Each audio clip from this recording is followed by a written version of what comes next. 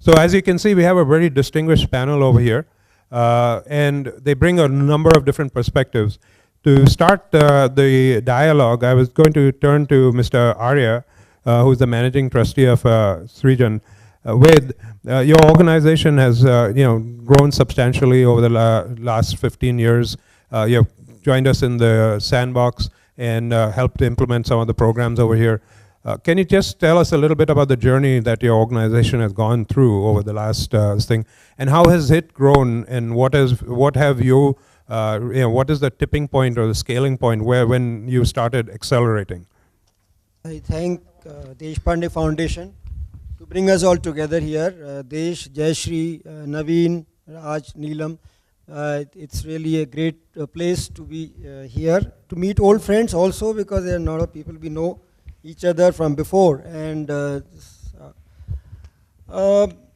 Srijan's journey, whether we reach a tipping point or not, I am not so sure. But let me give you a little bit of a background to what really drove me to set up my own organization, and then tell you where we are.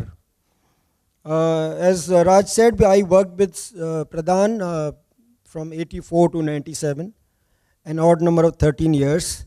And I decided to branch off.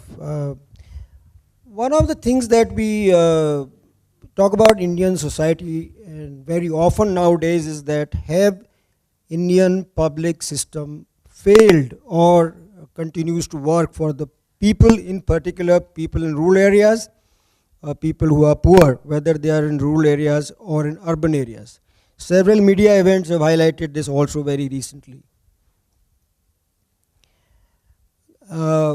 Back in 97, I raised this issue with Pradhan that we continue to have projects which are oasis in development.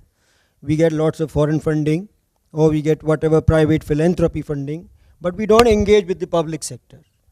So I requested Pradhan to allow me to do a geo-NGO collaboration study with support of Ford Foundation.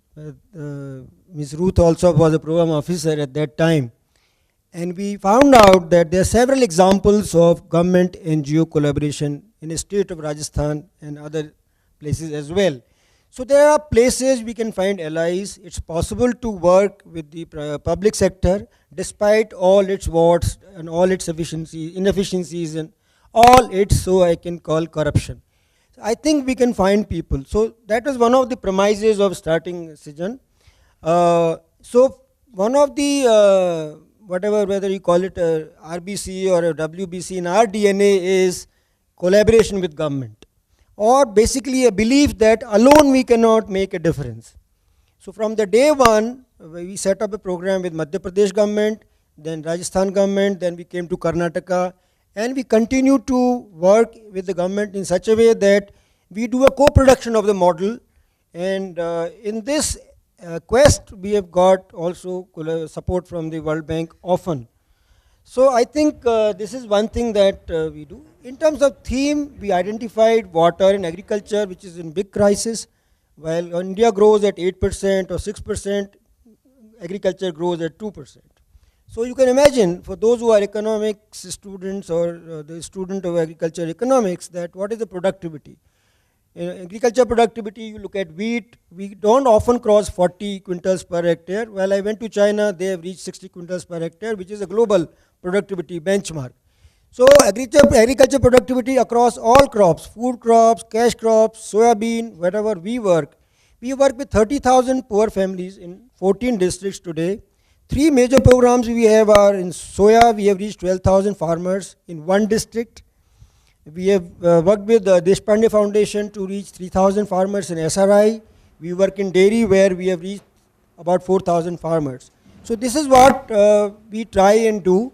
And another, just last point I want to make is that we try and create an ecosystem within Srijan in such a way that the young people from colleges find it easy to come and make mistakes, work with the farmers and communities, women directly, and build their capacities. So young people often make mistakes, so we want to really create a system whereby they can grow by making mistakes, We can make extraordinary people out of ordinary people who can believe in themselves to bring about change in the society.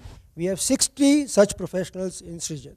That's where we are, but I think there are a lot of challenges ahead, which I am not getting into right now. Thank you, Raj. Great.